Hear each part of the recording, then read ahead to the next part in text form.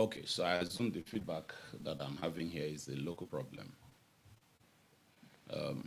Okay, so to commence in earnest, I want to thank everyone that has joined us as we begin this journey.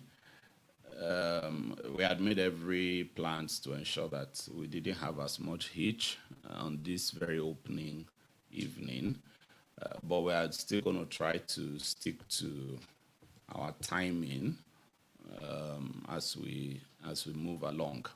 Now, we in the course of this series, we are looking at faith and politics. We're looking at faith and politics. And in looking at faith and politics, we have broken down that subject, as it were, into about 6 different topics that we will be dealing with for 6 weeks every Monday, like you are already all aware. So, the outline of the course, this introductory course to faith and politics, is the first thing on the outline. The first course, actually, on the outline is what is a public square, and that is a subject that we're going to be dealing with this evening or in this module or class. Then number 2 would be introduction to worldviews, which will be happening this coming Monday. And then the third week, we'll be looking at a primer on logic and critical thinking. Then we will now move into the arena proper of faith and politics, and we'll have the last 3 weeks dealing specifically with faith and politics, and then we'll have sub topics. So, faith and politics. One is faith and political ideology. We'll be using the political scenario in the United States of America as a case study, and then the second installment of Faith and Politics 2 is personal morality and leadership. And we'll be looking at an interesting scenario that happened on the Twitter space here in Nigeria between Adekunle Gold and Pastor Adeyemi. And then the final week, we'll be looking at Faith and Politics 3, contesting for elective office. So this is basically the course outline that we're going to be walking through in the course of our time together for the next 6 weeks, hopefully. If in the next 6 weeks, if we have so much of a backlog of questions, I'm considering that we might just take a 7th week just essentially to deal with questions that may have come up from all the various classes within the course of the period of the course. So tentatively, officially for now, it's going to be 6 weeks, but if we have an overlap or if we have too many questions that we cannot handle in each of the sessions, then we'll have a final class just to deal with questions that may have come up in the course of the 6 weeks of the course. Now, having said that, I think it's just the right time to jump straight into the subject matter for our conversation today or our class, because I'm used to speaking and used to preaching, more or less.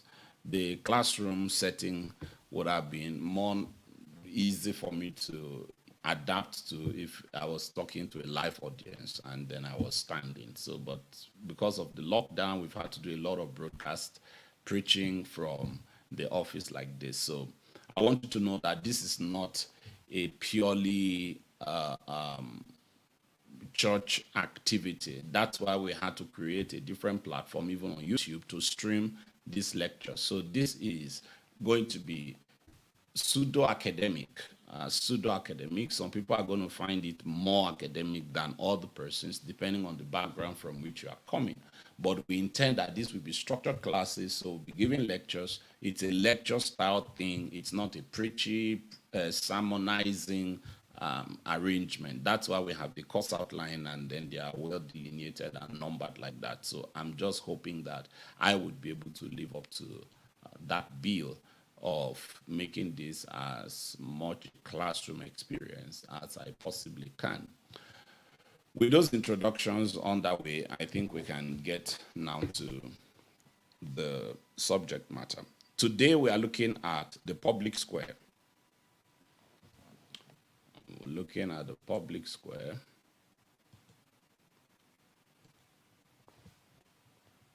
And I want to begin with a few definitional issues. Now, the book that is going to form a major part of my lecture today is a book by one of my former lecturers, Dr. Os Guinness, and he's written a book, The Civil Public Square. The Civil Public Square. That book, The Case for Civility, sorry, it is The Case for Civility. I'm going to be dealing with the civil public square in the course of the course, but there's a book by Os Guinness, The Case for Civility.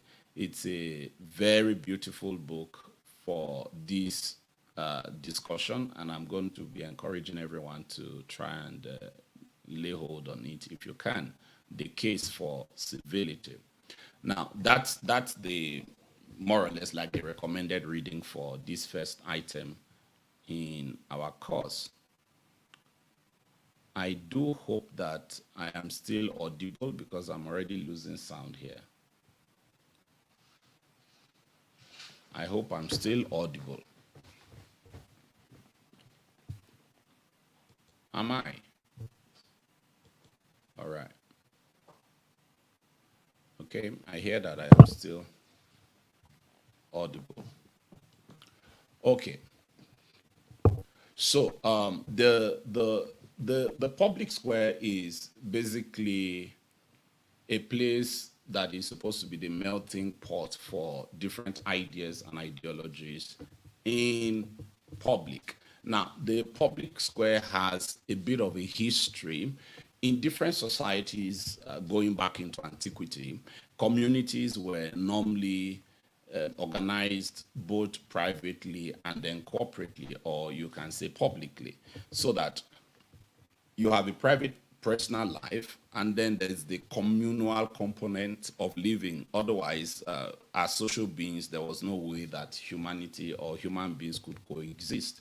So you had something like what they now call a town hall meeting these days, okay? If you know the history of democracy, you would realize that it is also something that goes way back in Greek civilization. And the idea of the public square is a place where individuals that are the constituting members of a society or community or civilization are free to come and then bring their different ideas and philosophies and ideologies and faith system, whatever it is that people believe in, so that conversations, constructive conversation, and sometimes very uncomfortable conversations can be had in terms of how to order society for the benefit of all. So it is a melting place. It's a melting pot of ideas, ideologies, and philosophies.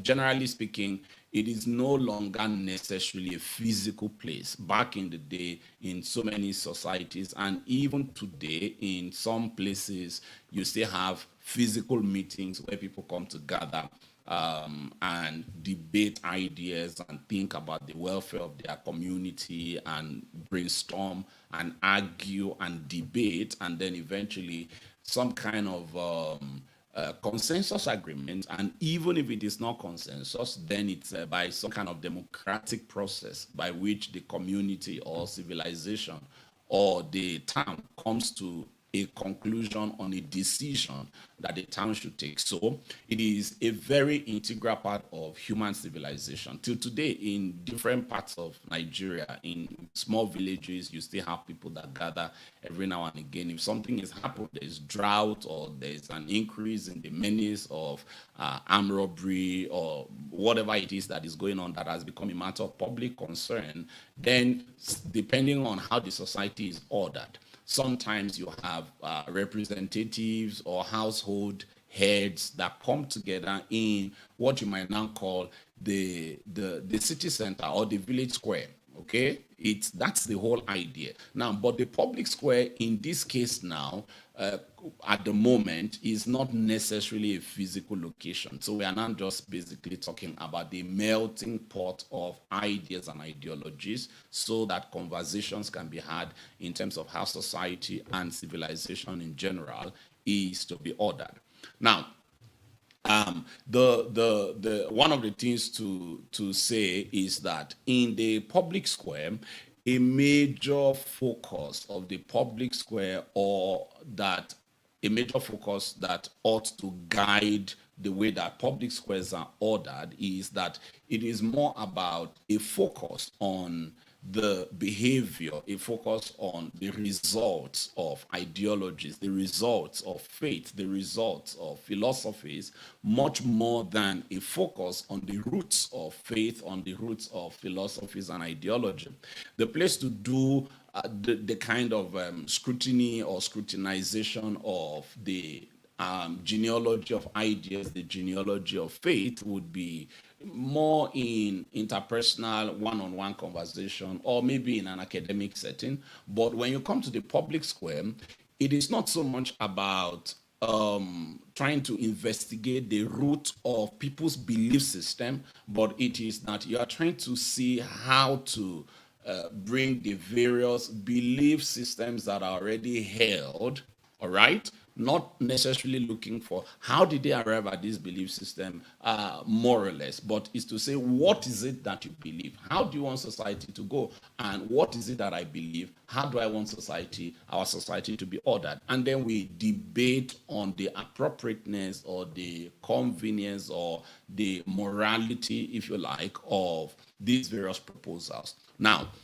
it is a place where differences definitely will show up. But one of the ways to avoid an overheated public space is to not put too much attention on the genealogy of people's faith or the genealogy of people's philosophy, but basically to take the philosophy and the faith system for what it proposes. Because as you are going to see later on, in the public square, there's supposed to be a grant of rights, of responsibility, and of respect. And if you are going to be having rights, responsibilities, and respect, which is what I'm going to be dealing with later on as we look at the different types of public square, you need to be able to look at people's proposals for their practical implications. How is this going to impact on society?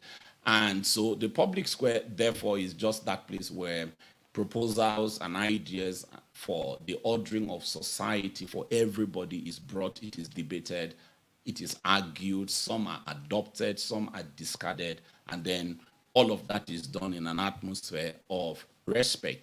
Now, that's the whole idea. So that in much of our world today, the public square is no longer a very well defined thing like it used to be during Socrates and Aristotle, and even leading up to the days of our forefathers in the village. By the mere fact that technology has ballooned as it has in the last 1-2 decades, there's so much presence that people have now in virtual spaces. And so there is more like what you call Twitter Nigeria, there's Twitter Ghana, there's Twitter America. And these are already becoming, or they are metamorphosing into what you might call a public square. Really, they are metamorphosing into a public square. So people now have conversations online that can determine who is cancelled in the culture and who is not cancelled. And being cancelled can have very huge implications. A very recent example in Nigeria, for instance, is the situation of the NSAS handling by the government. The NSAS movement itself is something that is taking advantage of what used to be only possible in physical spaces. But you have entire nations that are mobilizing different demographics of the nation just by using social media. So meetings now can be had on Twitter. Meetings can now be had on Facebook, where young people are coming together to say, what are we going to do next? How are we going to handle this situation? What is our modus operandi? And different people are bringing in their different positions. And there is this kind of debate and argumentation that goes on, sometimes very loosely moderated, and sometimes a little bit more intently or purposefully moderated. If you look at what happened during the NSAS movement, you would see a lot of what I'm saying. So my point is to say that there's been a kind of evolution in the way that the public square has been ordered over time. What has remained the same is the expected outcome or the utility of public square. The public square is supposed to be the melting point of ideas, ideologies, philosophies from a practical standpoint, so that members of a society can decide on what would be a workable framework for every member of that society. Now, because of how much time we have lost already, I'm just going to jump. Generally, there are three types of public squares that have been identified. And like I said, when you read the book, The Case for Civility, you will see Os Guinness lay out the case for each of these types of public square. Now, the three types of public squares that have been identified have been studied, have been proposed, and that have historically been the case are what you might call a sacred public square. That's number one. Number two is what you might call a naked public square. And then number three is what you might call a civil public square. So there's a sacred public square, there's the naked public square, and then number three, there's the civil public square. Now, when we talk about a sacred public square, or we talk about the naked public square, or we talk about the civil or cosmopolitan public square, these are, generally speaking, the three types of public squares that you have. Now, the sacred public square, just as the name goes, is it's the idea that a particular religion or a particular faith system must be the only voice or the dominant voice that decides the direction of public life, public policy, public behavior for everybody that is within the society. Now, that just simply means that the public square is sacred, and if you are not part of that favored or dominant faith system, then your views are not welcome in the sacred public square. Now, the way that Os Guinness puts it, he says that this whole idea of the public square, the sacred public square, is the idea of those for whom religious, historical, or cultural reasons would continue to give a preferred place in public life to one religion, which is in most current cases would be the Christian faith. He's talking from the American scenario, that on the one side of the culture wars that are going on in the US of A right now is the partisans of a sacred public square. And this whole idea of a sacred public square is the idea of the idea of the sacred public square is the idea where there is a favoring or a particular religious system as being the only or the allowed voice to speak in matters of public life, matters of culture.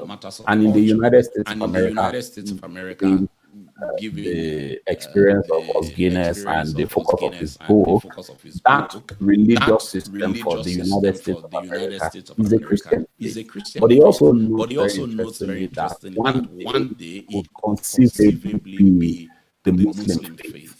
Now, this idea of the sacred public square is that in order to decide what should be the policy or what should be the agreed upon way of behavior that is regulated by government, that you have to go to either religious or historical or cultural reasons. And when you look at the religious or historical or cultural reasons or underpinnings of a certain society, then you arrive at a particular faith system or a particular religion that is preferred to be the dominant voice. So that idea is to say, you see, in order to understand our society or this country, we have to go back to where things began. And the way this country began was founded by members of a particular religious system, or people that had very strong religious views. And this history is supposed to be the permanent and the only controlling narrative for how, as a country, we continue to behave and to forge policies for everybody that is a member of the society. So in that case, there is no room for any counter voice, no room for counter ideologies. There's basically no room for toleration, whether good, at least in the good sense. Because again, I'll be talking about toleration when we maybe talk about the naked public square. So the sacred public square, therefore, is almost to say that a society is supposed to be some kind of theocracy, but a theocracy that is nevertheless ordered by human agents. So there's a religion that is preferred, and that religion becomes the basis for the behavior of much of everybody else that is supposed to be in that society. All the discussions and the debates that can happen, therefore, are going to simply be matters of theological understanding within the same faith system, but it's not going to be anything that is accommodated that comes from outside of a particular faith narrative or faith system. And I can imagine that as you listen to this, you can think of countries around the world that if there's anything of a public square, it is a sacred public square where you are not allowed to bring views that are considered to be outside of a particular religious system. But like I said to you earlier on, when we get to looking at the civil public square, you would see why I emphasize the fact that in the public square, the ideal is that the policies that are discussed are supposed to be discussed largely and mainly from the standpoint of behavior, You see, it is true that belief leads to behavior, all right? It is true that belief leads to behavior, but it has not been one of the most successful enterprise of a government or any kind of corporate, governmental system, as it were, to inform and then to regulate belief. The right use of the powers of government generally is to try to order behavior. And I know you are saying, yes, but of course, if belief is what gives rise to behavior, then why should government therefore not regulate belief? We can have that conversation at another time, but there are all kinds of implications that come from that, beginning all the way from the nature of beliefs, all right? Beliefs are not things that you can pick at will and discard at will if they are to be worth anything, because beliefs are matters of conscience. And so you cannot convince somebody against their conscience, more or less. So you believe something, there's a process by which you arrive there. And so in order for you to not believe it, it's not going to happen by a fiat, all right? It's not going to happen by a declaration of government to say that from today henceforth, maybe to say from today henceforth, chicken meat is, people should believe now that chicken meat is actually not meat and it is not to be eaten at all.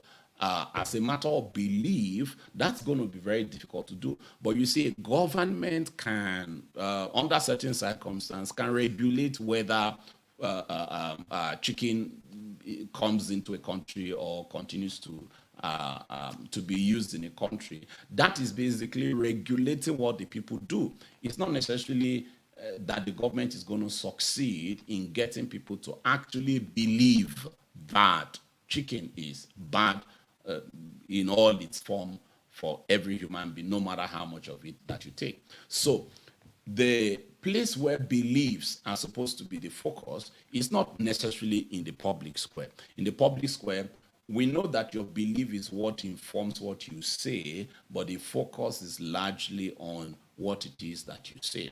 And you will see how this plays out as we go along. Now,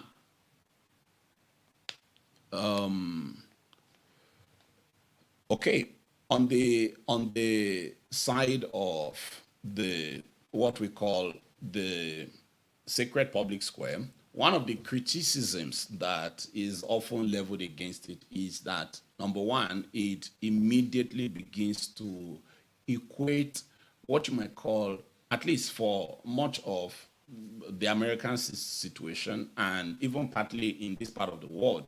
So there's the Christian faith, and then there is a scenario, a possible scenario where the Christian faith now becomes totalized into a political ideology. As if to say, that means that, using the United States example, because that's where you have anything that is close to a clear political ideology, that you can talk about liberals and talk about conservatives, as it were. Now, so there's a tendency that you start to think that everything that a particular political party stands for is everything that is supported by your faith. All right? People don't always get there at the beginning and intentionally. It is just usually a matter of there's a whole lot that this political party or political party system, there's a whole lot that they uphold that jives, that synchronizes, or that is in line with our own faith position, maybe as Muslims or maybe as Christians. And because of that, there's a natural tendency to vote for that party almost on a regular basis. Now, that can start to happen to the point where, even if not intentionally, but unintentionally, the members of a particular faith system have almost developed or have developed an unconscious posture that is immediately opposed to any criticism of the particular political party that seem to have so much of their policies that support the religious ideas of this faith system. Now, so what I'm saying is this. If, for instance, in Nigeria, you have PDP, you have APC, those are the two dominant parties at the moment. And let's say the PDP, their policies are policies that we consider to be conservative, and they have a lot of regard for many of the things that Christians have regard for. Just looking at the laws of God, the 10 Commandments. So let's say the PDP strongly takes exception and they are opposed to abortion. You know, they have a position that is very clear on gay marriages, legalization of gay marriages. And as we go on in the course of the study of this course, we are going to be looking at all of those issues. Now, but for the sake of this example, so they believe that the PDP takes a public policy position that affirms, for instance, the sanctity of life from the moment of conception all the way to adulthood, and that life must be seen as sacred. They could have a couple of beliefs, policy positions like that we find very attractive as Christians. But the point is that there is a temptation eventually, by reason of repeated occasions of voting for a PDP government, there's a possibility that unconsciously, as Christians, we can come to the point where we are now defending the PDP, even when the PDP is clearly wrong, biblically speaking.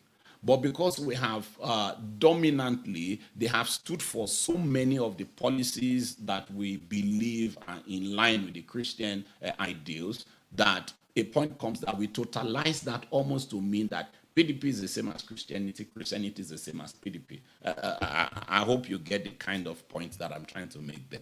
And as Os Guinness noted, the city of God, he says, coincides, but is never conflated with the city of man. And the people of God can never be identified exclusively with any state or party. I want to read that again. The city of God, he says, coincides but is never conflated with the city of man. I'm sure if you, the whole idea of the city of God, the city of man, is something that is being made very popular by the church father. I think it's St. Augustine of Hippo.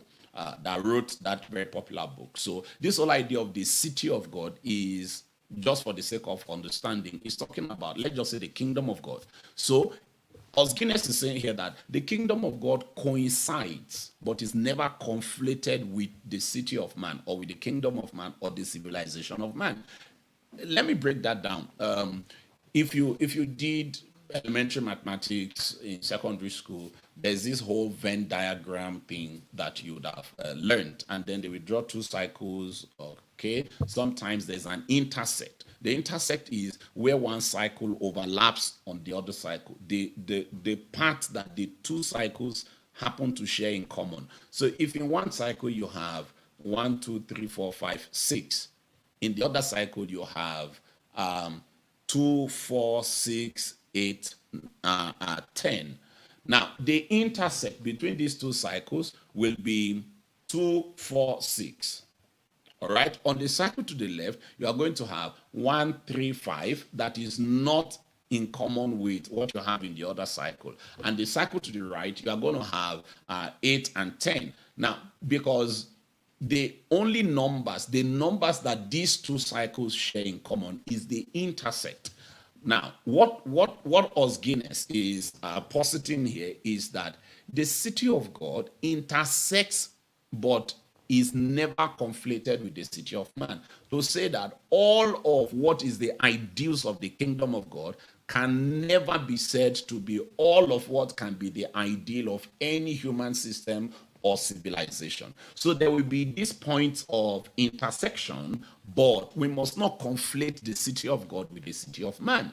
And then number 2, he says, the people of God can never be identified exclusively with any state or party, that the people of God can never be identified exclusively with any state or party, so that you don't get into the temptation that I was trying to paint earlier on, where it becomes as if Christianity is equal to PDP partisan politics, and PDP partisan politics is equal to Christianity, such that if I am a Christian, all right, if I'm a Christian, then everything that I'm supposed to be as a Christian is everything that PDP is as a party.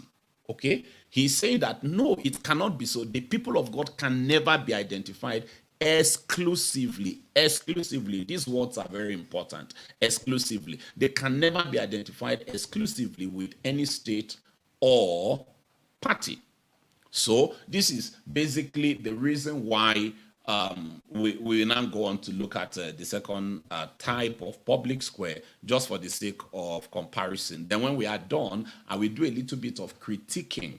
You can already see some of the criticism or the critiquing of the sacred public square and the possible challenges that can come from it. Notably would be to say that in terms of how public societies are supposed to be ordered, particularly as Christians, for instance, we are supposed to pursue a society that is free, that is as moral as possible. But because we know that there is something that is called regeneration, and ultimately that is where the change that will have lasting, and by lasting I mean eternal impact in the lives of people, that change has to begin by regeneration. And there's no political party, there's no state, as it were, that can bring you to that point, at least not in the Christian faith. There are other faith systems where they think that if they can force you to do what you should do, then they believe will come along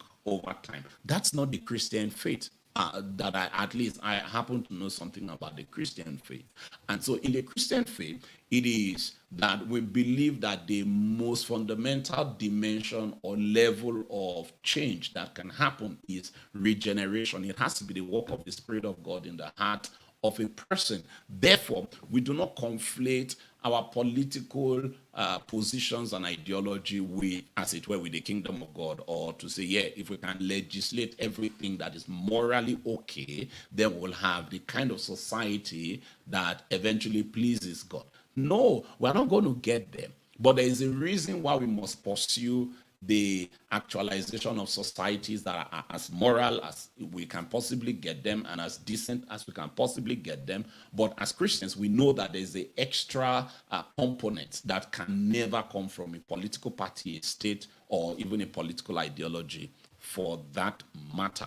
Now, let me run now to looking at the naked public square. So remember, we said there are three kinds of public square. There's a sacred public square. In the sacred public square, that is where a faith system or a religion is the preferred voice that can speak and is the dominant voice. And this is usually because of either historical, cultural, or historical or cultural antecedents to say, well, if you look at the history of our country, it was founded by Muslim clerics, or it was founded by Christian believers and all of that. And because of that, only people of that particular religious conviction are supposed to have a voice in terms of how we come up with the public policy formulation processes of our country, no matter what the current reality of our country might be. So maybe there was a time when that country had 99% population that was of that particular religious system,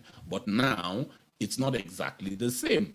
And so this conflict now begins to come when there is still the insistence that a particular religious system be the only or the dominant voice that decides, so that any talk of policy proposal or suggestion that comes from anyone that is not of that particular faith system is immediately silenced, or it is immediately cancelled. So that's the idea of the sacred public square. The naked public square, which is the second one, is like the exact opposite of the sacred public square. All right. There is a man, Richard John Neuhaus. His idea of he's the one that came up with is credited for coming up with the designation of the naked public square.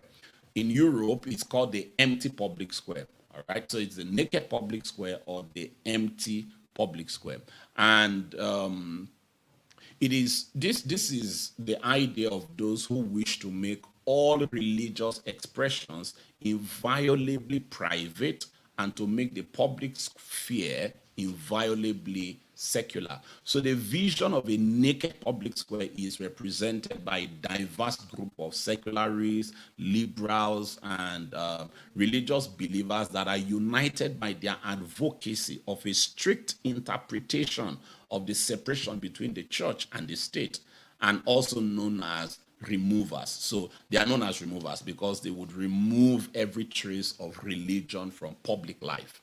So you see that the naked public square is like the exact opposite of the sacred public square. In the sacred public square, a faith system is giving prominence, priority, or even exclusivity to speak in matters of public life and public policy for the generality of a population, no matter how culturally or religiously diverse it has become.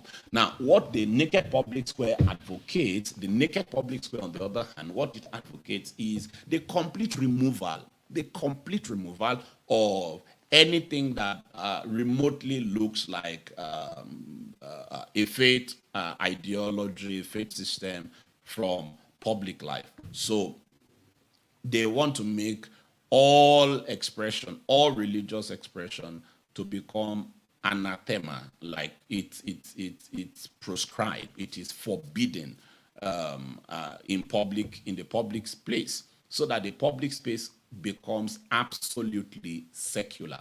Now, the idea of secular as opposed to the idea of sacred, all right, I'm sure you've heard this secular sacred divide language. And let me try and see. There's a definition, I can't remember who came up with it, but let me try and paraphrase it. So where secularism is defined as the process by which religious institutions and faith systems have lost their public significance. So it is just basically saying no God or no religion. So anything that is remotely said to have a religious undertone is not allowed. That's the whole idea of secular. And it is, as we find out, what a lot of people do not realize, and this is a little bit of critiquing, is that secularism in and of itself is become a faith system, very much like other faith systems are. There are faith systems that have God at the center of the system. There are faith systems that do not have belief in God at the center of the system, because what really makes something a faith system is not necessarily they believe in the existence of God. They are godless faith systems because people believe in things. People believe in ideologies, and that belief can be held in such a way that it has all the traces of a religion, all the traces of a faith system, which is what is generally the case now with secularism and the secularists. But as many of us in matters like this that people are very invested in, it's very easy to not see how that you are actually an example of the same thing that you are trying to prohibit. And that's part of the case that you see in the what you call the naked public square. So the naked public square says everything that has to do with religious beliefs, religious convictions, or anything that has the coloration of religion in any form should be barred from the public space. So that's where the whole idea of no prayers in public schools, all right, in places like the United States of America, it is all of those kinds of effort. Now, but you see the opposite, just because I'm running up against time now, so let me try to start to not only define them, explain them, but also to try to help to critique them and show you the contrasts and comparisons.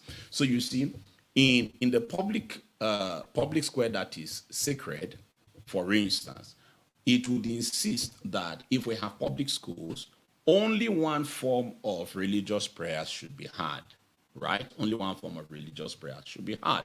In Nigeria, that isn't officially, that is not supposed to be the case. I know that things are not usually what they are like on paper, on the ground.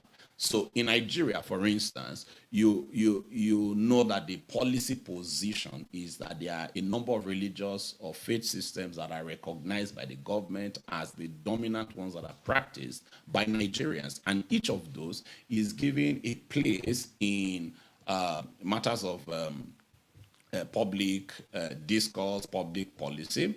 And so if you're a Christian and you're in a Christian school, you are allowed to go to a Christian school, a public school, I mean to say, as a Christian. And you can practice Christianity. You can have times of prayer as a Christian. And then if you are a Muslim and you are in the same school that is a public school, you are also allowed to be able to have what you might call, Muslim events or Muslim meetings. So in some school, I remember in my secondary school, it was exactly like that. It was the Federal Government College that I did attend, and there was provisions for Christian students to have their fellowship meetings, and there was provisions for Muslim students to have their Muslim events. Now, in a sacred public square, the advocation would be that whichever is the dominant religion, only that faith system would be allowed to have any kind of public expression of faith in the public. So that would mean, maybe for instance, in the school, only Muslim prayers can be made. If you are Christians, you are not allowed to have any public event or any public meeting. You can be a Christian, but your Christian faith has to be privatized. It's personal. It's only done in private. It's never to be seen in the public. Now, the exact opposite now is what the naked public square would advocate. It would be to say, whether you are Christian, whether you are Muslim, whatever it is, you are a pagan, so long as it has the coloration of a religion, it is not allowed at all in the public space. So you get the idea. So in the sacred, you prefer one religious system over and above the others, and then in the secular, all religious expressions are forbidden in the public square. So that's basically just like the gist of the naked public square. Now, the final type of public square, which I've mentioned already, is the civil public square, or what you might call the cosmopolitan public square. The civil public square, or a cosmopolitan public square.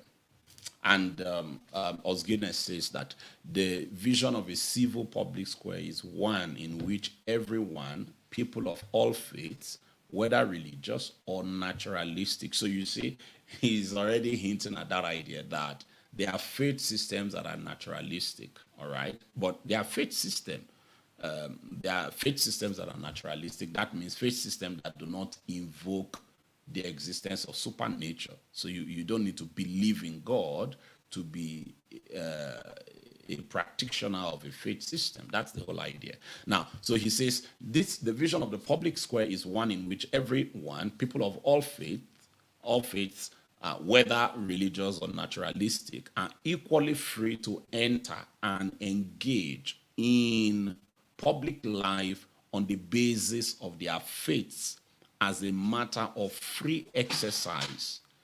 Free exercise. If we had time, that is something to look at. The whole idea of free exercise versus toleration would be a very interesting concept for you to investigate later on.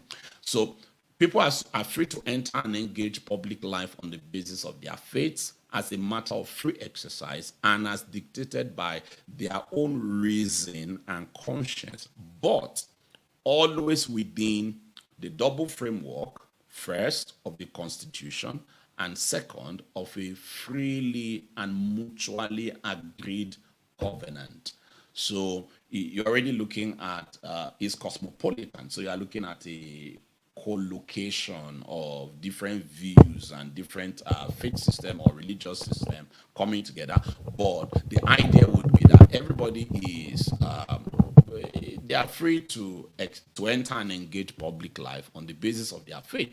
And this is done as a matter of free exercise and is dictated by their own reason and conscience, but always within the double framework, first, of the Constitution, and second, of a freely and mutually agreed covenant or common vision for the common good. So there has to be common vision for the common good.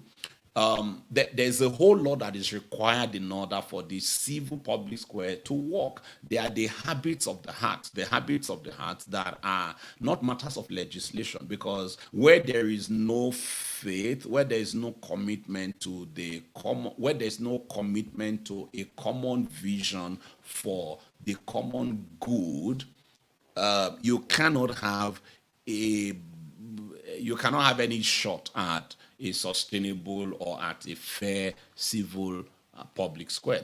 But let me just keep reading. So he talks about this, the framework, first of the Constitution, and then freely and of a freely and mutually agreed covenant. So this thing he calls a freely and mutually agreed covenant is what he explains as a common vision for the common good of what each person understands to be just and free for everyone else, just and free for everyone else, and therefore of the duties involved in living with the deep differences of others. So you have a duty in living with the deep differences of others, because the moment you have more than one person in any setup, differences immediately start to show up.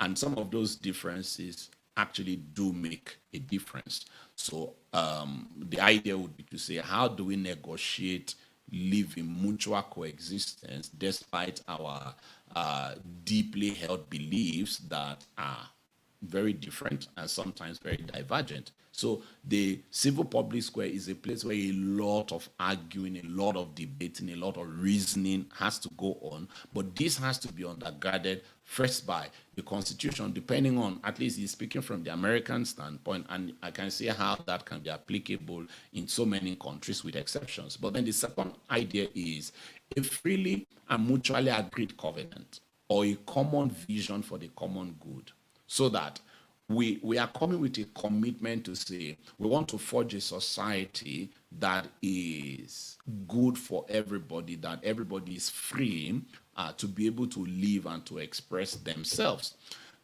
So he says the first half of this definition simply restates the primacy and equality of religious liberty for all citizens, whereas the second half points to the framework.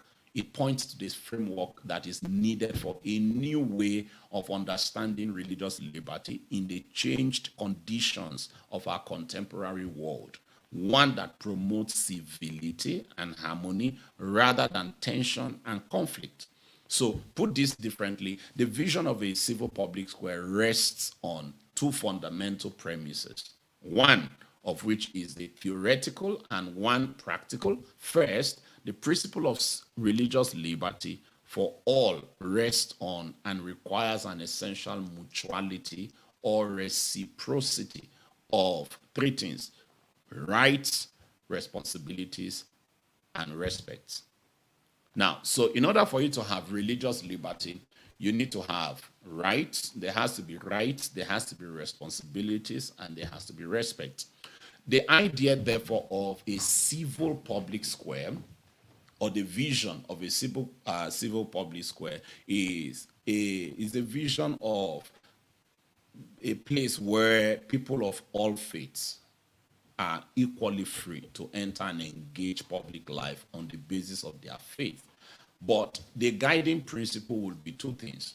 Number one, the framework, the controlling framework, as it were, would be constitution and then covenant.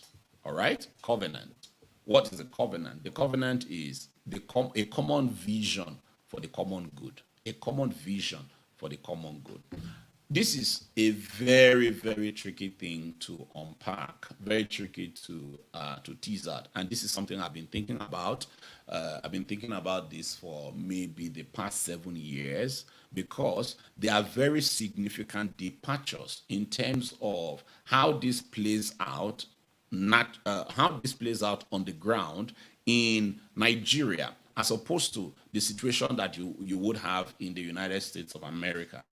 The Nigerian context is such that I don't know if there are many countries that have the very unique kind of religious blend that you have in this country.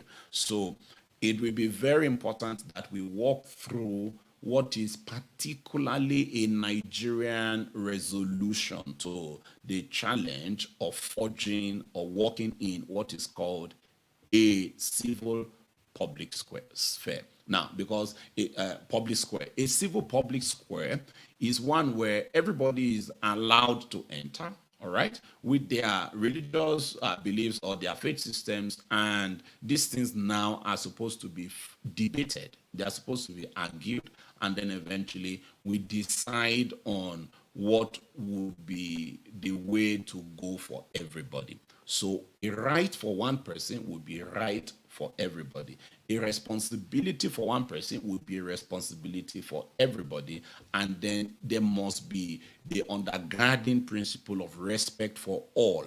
Now, note those three things. Note these three things: that there will be rights, there will be responsibilities, and then there will also be respect. This is what you need in order to have religious liberty. You cannot have religious liberty if rights, responsibilities, and respects, if they don't exist, you can't have religious liberty. People cannot have liberty of religious expression where rights, responsibilities, and respects are not mutual for everybody. So the idea would be to say, that if we decide that in this country people are allowed to pray in public school if they are so inclined to do on the basis of their religion, if that is a right, that should be a right that is enjoyed by everybody. All right. So this is like a very practical way to look at it. If you are going to have a civil public square, the end game would be where religious liberty flourishes. It is not to say one particular religious system is preferred over and above the other so much that other people are no longer allowed the expression of any sort of their own religious commitment in public. And then it is not a naked public square that bans all public expression of faith and religious beliefs. And it's been noted also that that kind of a worldview is even a non-starter, is a non-starter to begin with. Some of the greatest goods that have happened to our world, in the history of modern civilization, they have been motivated by deeply held religious beliefs. So you look at somebody like William Wilberforce, who is arguably the greatest social reformer of all times. He was moved into the struggle for the abolition of slavery and slave trade by his Christian conviction. It was that Christian conviction that drove him. In fact, the mantra, or more like the motto for that his campaign was, if I remember very well, am I not a man and a brother? I think something like that. Am I not a man and a brother? Am I not a man and a brother?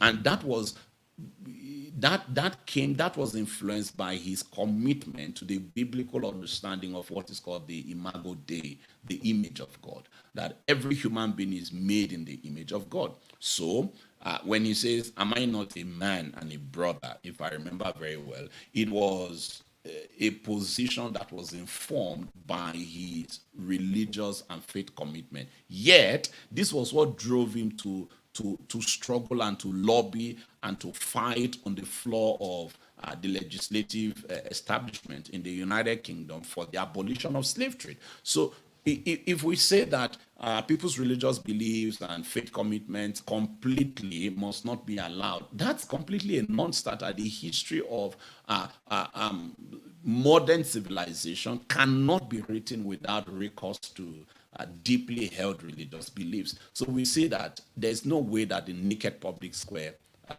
is tenable. It's just practically impossible.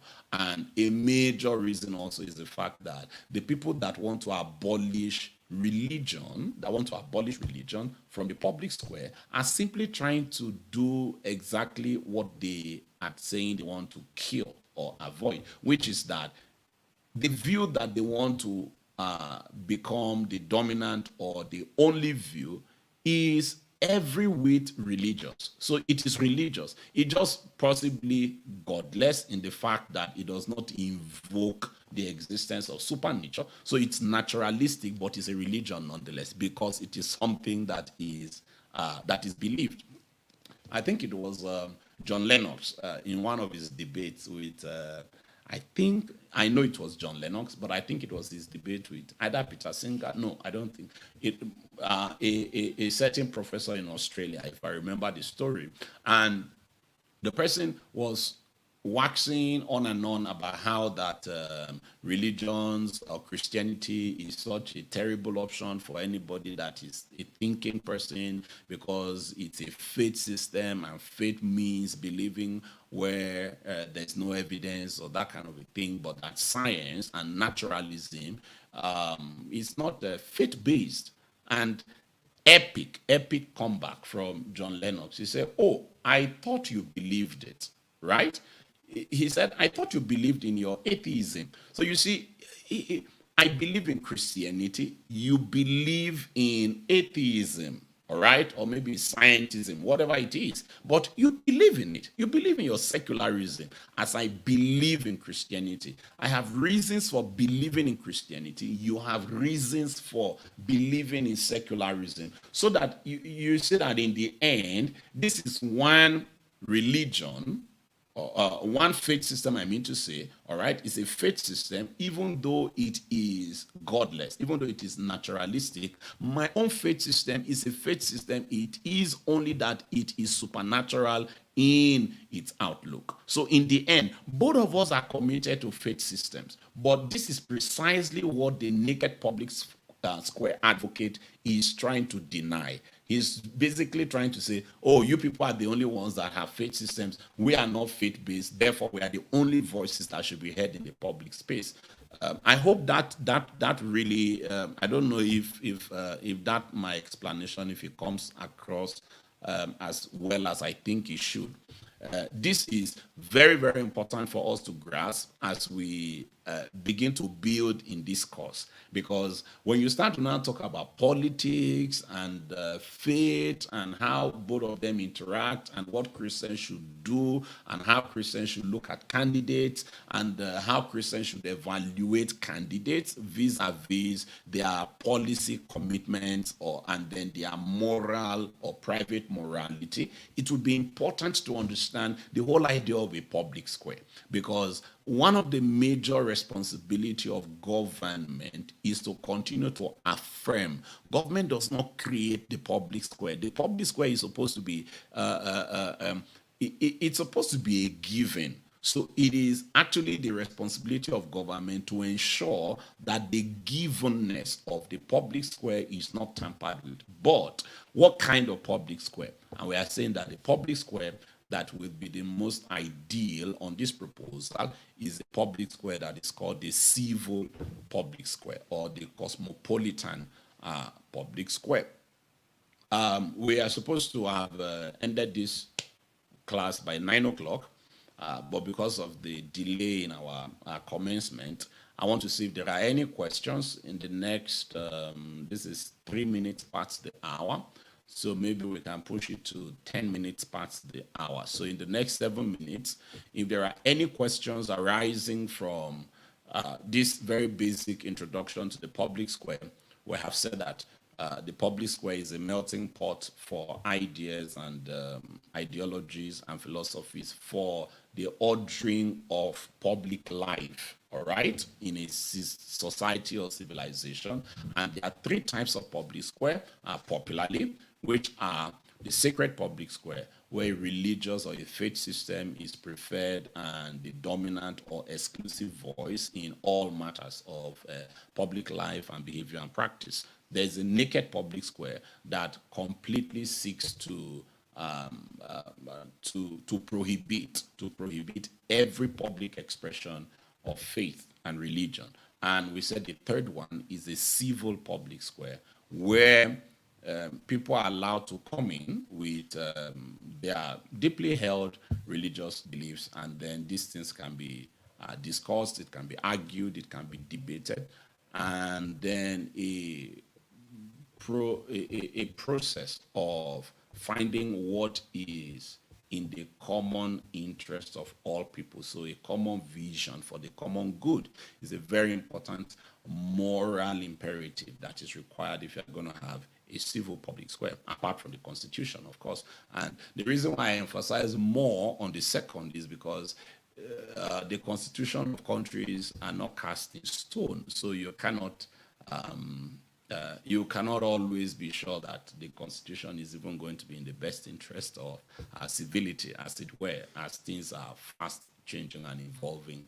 The whole reason for these kinds of conversation is because of how dramatically different societies are becoming on and on, as there is very high mobility of people, and that means also a high mobility of faith systems. The whole idea of monolith societies, both in terms of religious ideology or racial origins, it's becoming is no longer tenable in much of the world.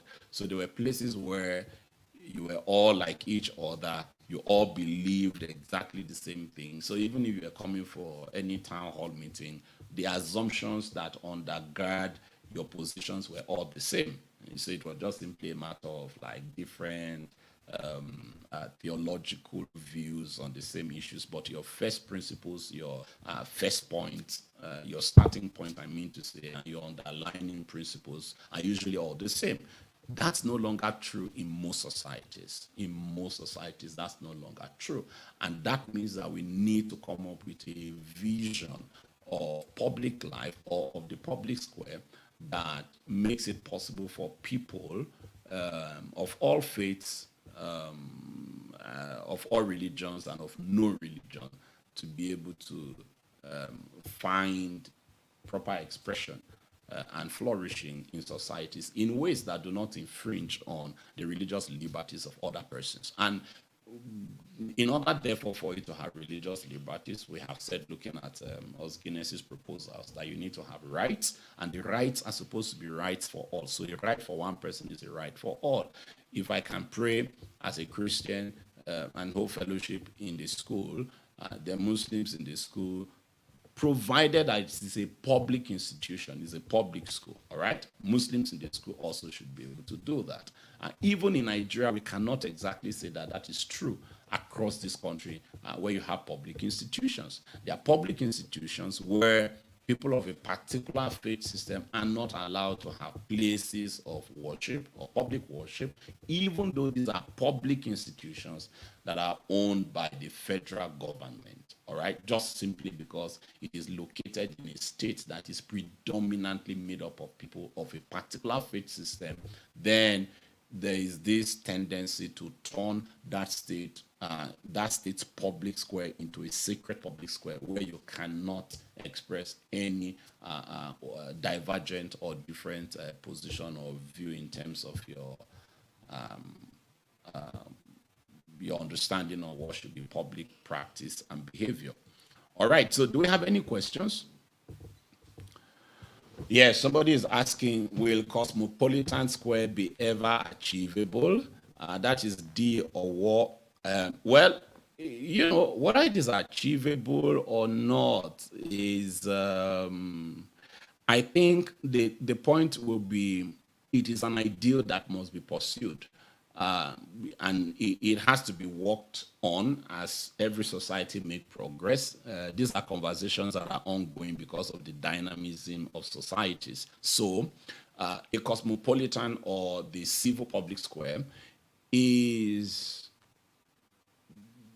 to a large extent, is something that is actualizable, given those two frameworks that Os Guinness proposed. If you have a constitution that is fair, and then if there is what he calls that mutual covenant, and the whole idea of the mutually agreed covenant is a common vision for the common good.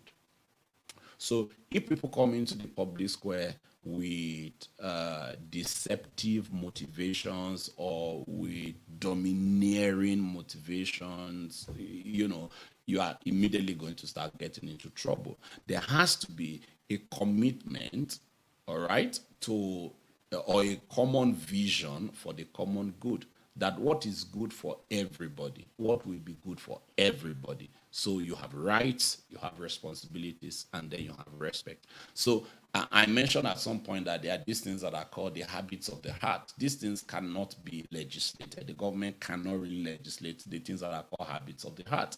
The government cannot legislate integrity. For example, you can't legislate integrity. The government cannot legislate against deceptiveness as a tendency of the human heart. So someone can come into a meeting with you, and as Christians we know this even from scripture, that eat and drink, he says, but his heart is not with you. And as he thinks in his heart, so is he. As the man thinketh in his heart, so is he. The context of that scripture is that there is this man whose mouth is saying one thing, but his heart is saying the exact opposite. So the mouth is saying eat and drink, but the heart is against you. And the Bible says that what that person is thinking in the heart, that is the real expression, the real representation of who the person is. So if you do not have this common vision for the common good, if you are not coming from the standpoint of a mutually agreed covenant that is saying we want to agree on what will be right for all people, responsibility for all people, and then we do that while respecting everybody, then you cannot have a cosmopolitan public square. And whether it is achievable or not, theoretically, I would say yes. Theoretically, it is achievable, but whether it can be achievable practically, I would say that it depends. There'll be different levels of conformity to the ideal of a cosmopolitan or of a civil public square. And in Nigeria, yes, especially in Nigeria, I would say it is possible, but whether it will be actualizable is something that I really cannot tell. I can't beat my chest and say, yes, in Nigeria we are going to get there sometime. I know it is possible, but whether we are willing as a people to bring the commitments that are required in order to get us there is what I cannot vouch for. I do hope that particularly this generation of younger people, as we are rising and thinking of how to move this nation forward, that we would be able to come up with this kind of orientation and mentality that would be necessary for the flourishing of everybody in the nation that we call our own. If the fundamental teachings of a religion like Islam is strictly followed, would it permit a cosmopolitan public square? All right, so that's a question from someone, that if the fundamental teachings of a religion like Islam is strictly followed, would it permit a cosmopolitan public square?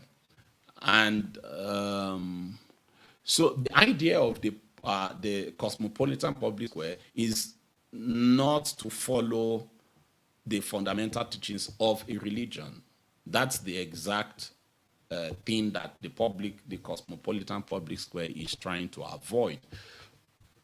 The cosmopolitan public square, the vision is one in which everyone, people of all faiths, whether religious or naturalistic, are equally free to enter and engage public life on the basis of their faiths as a matter of free exercise and as dictated by their own reason and conscience, but always within the double framework, first of the Constitution, and second of a freely and mutually agreed covenant or common vision for the common good.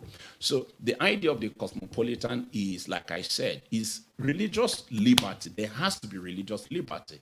And to have religious liberty, you need to have rights, and right for one person is a right for all persons, or for another person. A responsibility for one person is a responsibility for the other person, and the entire process is undergirded by the principle of respect. So you have rights, responsibilities, and respect. So, like I have said, these are the undergirding principles that allow us to have a cosmopolitan public square. So if you simply want to follow the fundamental teachings of one particular religion, then obviously from the start, what you have cannot be a cosmopolitan civil square. So the fundamental religious teachings of a religion, of a particular faith system, for instance, can be discussed in classrooms at interpersonal levels. But like I said from the start, at the public square, you are more after behavior than you are after belief. And I tried to explain that there seems to be a little bit difficulty with that, in terms of the fact that it is people's beliefs that inform their behavior. But in the public square, because you are looking at what is a right for one is a right for all, responsibility for one is a responsibility for all, then you are going to have to walk through your own religious pre-commitments and your religious views and beliefs, knowing that whatever you are proposing is supposed to be applicable to all people. Whatever it is that you are proposing is supposed to be applicable to all people. So if you are proposing a the fundamental teaching of your religion to be strictly followed, then there's no reason why the fundamental teachings of someone else's religion cannot be strictly followed. Then you see that you immediately start to run into trouble, because you are saying if it is a right for one person, it's a right for everybody. And so we cannot use the fundamental religious teachings of a particular religion as the controlling narrative for how public life is ordered. I hope that that speaks to that question. I'm just going to take the final one because we are 1 minute over the time. So I thought I saw a question pop up.